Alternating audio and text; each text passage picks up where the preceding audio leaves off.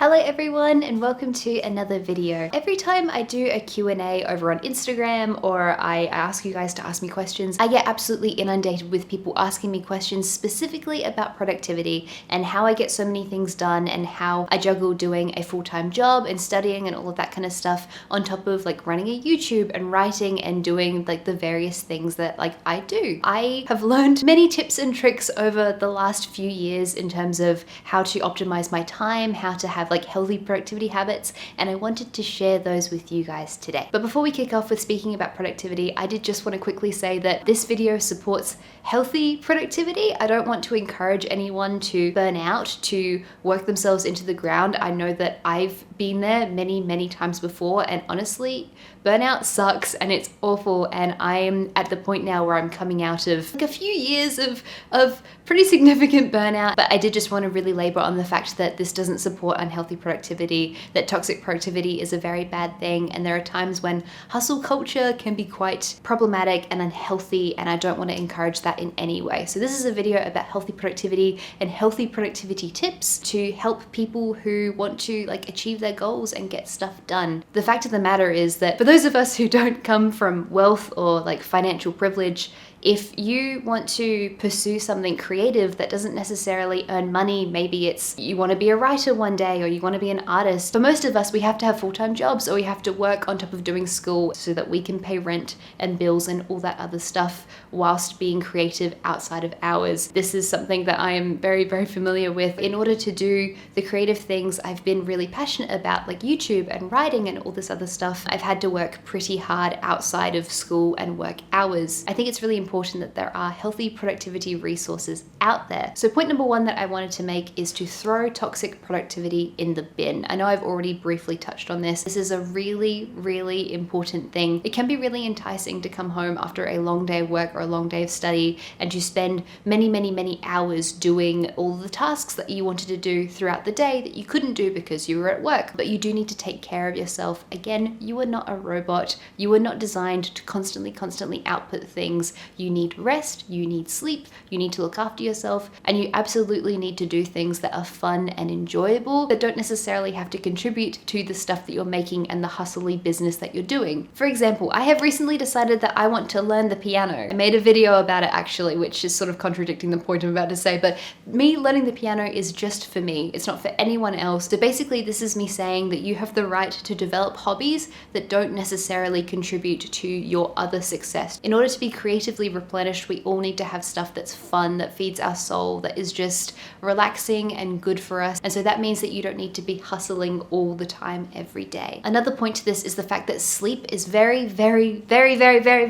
important. As soon as I started prioritizing sleep, I felt so much better. I felt so much more creative, and honestly, I worked a lot more effectively. If you want to learn more about sleep, actually, I recently read a really good book by Matthew Walker, Why We Sleep, and it talks all about the restorative nature of sleep, the fact that it's really important for language learning, it's really important for creativity, and it's important for so many different reasons. And speaking about creativity and your output, I learned about this particular thing when I was studying an economics class at university, and it is called the law of diminishing returns. Effectively, this graph just illustrates that there is a point where you'll get the absolute maximum return for the amount of output or effort that you're putting in. After this point, you're honestly just wasting your time because you're not going to be producing things as effectively. So this works for like illustration, for writing, for so many different things, for making YouTube videos. Your point of diminishing returns is going to come when you're tired, when you're feeling burnt out, uninspired, uncreative, because you've worked yourself too hard and you've done too much, if you've spent too many hours in the day working, and so you cannot produce as effectively or efficiently anymore. It's really important to pay attention to when you've reached this point of diminishing returns, because it means that you're not going to be able to make as good stuff.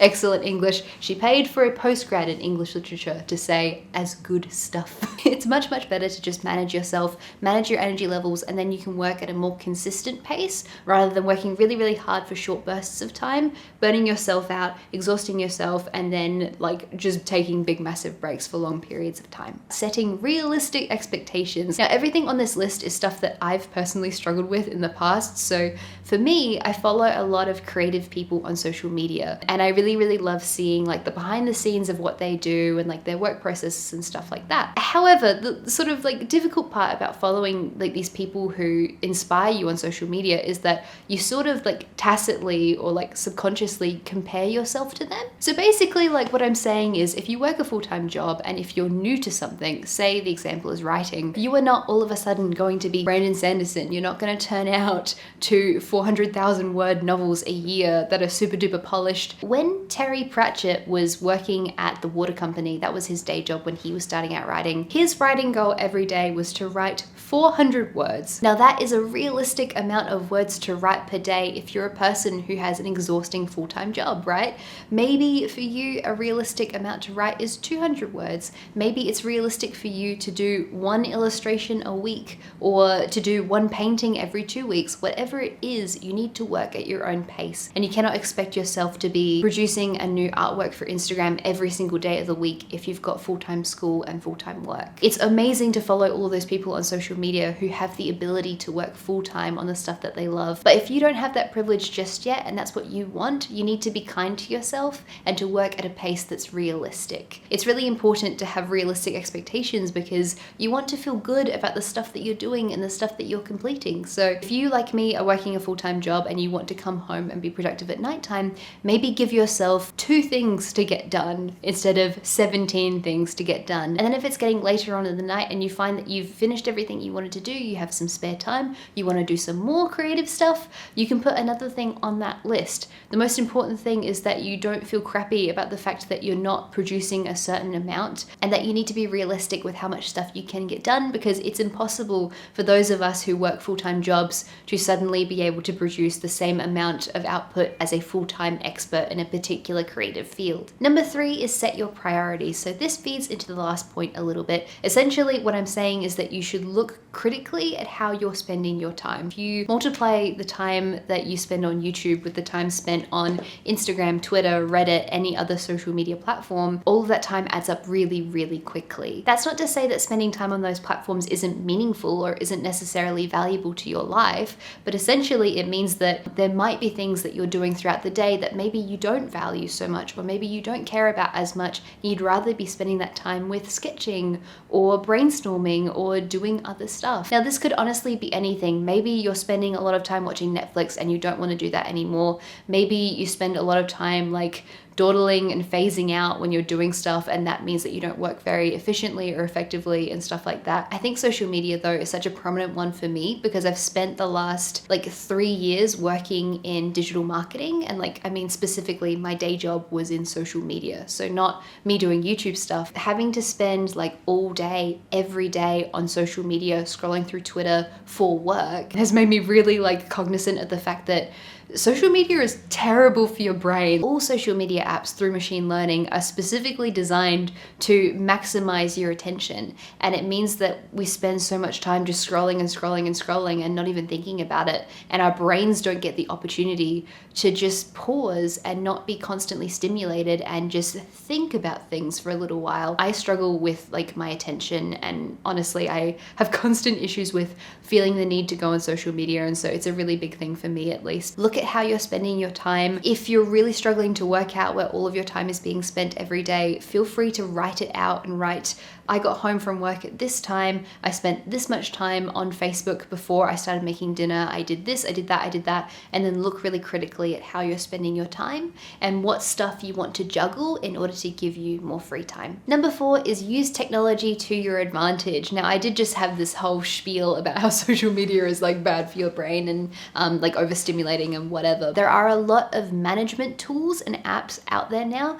to help you be productive and to help you organize your time. I am such a nerd about stuff like this, I think, because I'm easily overwhelmed and I'm easily stressed out. And so I like to have all of my tasks managed in such a way that works for me and makes me feel like I'm getting stuff done and is like visually appealing and all of that kind of stuff. I've used a lot of management tools over the last few years, especially at like different like organizations that I've worked with. I have used Notion, Asana, Monday.com, and Trello. Those are the main ones that I have used. Out of them, I definitely like Notion the best. This is 100% not sponsored, but Notion, if you want to sponsor me, I absolutely love your platform and I spend a lot of time using it. Notion is really good because I find that it is very visual. You can do a lot of customization to it, so you can use it exactly how you want to. I have seen some criticisms for these platforms from people saying like, oh, people are watching what you're doing and people are taking your data. But I think at this point, if you're specifically concerned about like big data and monitoring, you may just want to chuck a Ron Swanson and yeet your laptop and phone into the trash, because big data has been a consistent issue for a long time. I also really love using spreadsheets. Again, just like a massive nerd with this stuff, but I like using Google Sheets, and I have spreadsheets for like heaps and heaps of stuff, like my YouTube videos, my reading, the amount of words I'm writing per day, which has an equation that tells me if I'm like reaching my word writing goal for the week. This might not be as relevant to you as it is to me, but I am such a visual learner, and again, I am very easily overwhelmed. So it's important to me that I have tools and systems that work for me, that like allow me to work efficiently and effectively and not be super overwhelmed by the amount of stuff that I want to get done. Very big into like customizing things and color coding things and making stuff like visually appealing just so it works for my brain. And then in terms of tools, the final one I did want to talk about is called Forest. It is this app which allows you to basically like work in like 30-minute spurts, 40 minutes or an hour, whatever honestly works for you. But it's this really lovely little app that's actually quite popular, like a lot of people use it, which allows you to do the Pomodoro technique. So effectively you work for a specific amount of time, you set a timer for say like 30 minutes or whatever, and then you give yourself like a 5-minute break and then you work again for another 30 minutes. I find that this is really important for me as a person who often struggles to concentrate and struggles to like work productively because of concentration issues. I love using this app and I have used it for like maybe like 4 years or 5 years or something. It's been a very long time and I really like it. And point number 5, the last point I wanted to talk about today, is optimizing your time. So I have found that for me, I work really effectively if I'm working on the same project. I sort of find that with my productivity curve, I am the most like efficient and productive at a specific task when I've been working on it for maybe like 45 minutes to 2 hours. I sort of find that especially when I'm like writing or drawing, if I'm working on something for only 30 minutes, I stop and I start and I don't work very quickly and I'm not really into it because I can't concentrate yet. And in order to basically maximize the amount I'm getting out of it, I need to do it for a decent period of time. And so for me, when I'm working, I sort of find it frustrating if I'm sitting down to write and I get to the 1 hour mark and then I have to stop because I've only just sort of gotten into my flow of working effectively. And the way I've sort of combated this is by giving myself like specific nights to work on stuff. So maybe on like a Tuesday night, I'll work on YouTube editing, and then on a Wednesday night, I'll work on writing. And I find that that way I can work a lot more effectively. You don't have to work on every single thing every single day in order to work effectively. You honestly just have to find a system that works for you and then be consistent within that system. Be consistent within that system. Sorry, that was really fun to say. So for example, I used to have this really wonderful like 5 a.m. writing routine, but then the pandemic happened, my routine got thrown out. And then after that, I actually changed jobs. My travel time was actually doubled. And that meant that I wasn't able to actually work for as long in the mornings on my writing. And for me, I'm not naturally a morning person. I had to train myself into the 5 a.m. morning routine. And so that meant that I had like way less time to do writing. And so it wasn't nearly as effective or efficient for me, which meant that I ended up changing up my schedule. I started going to bed a bit later and I started working in the evenings instead of getting up early because that's what suited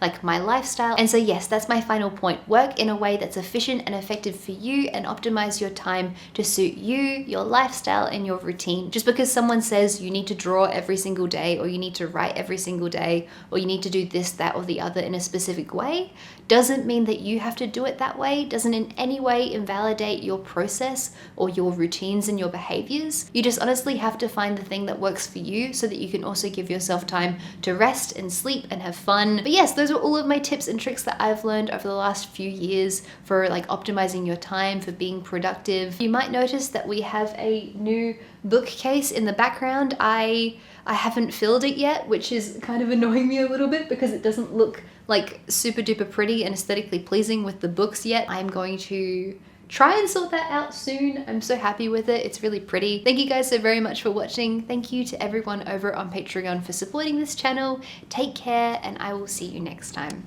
Bye-bye.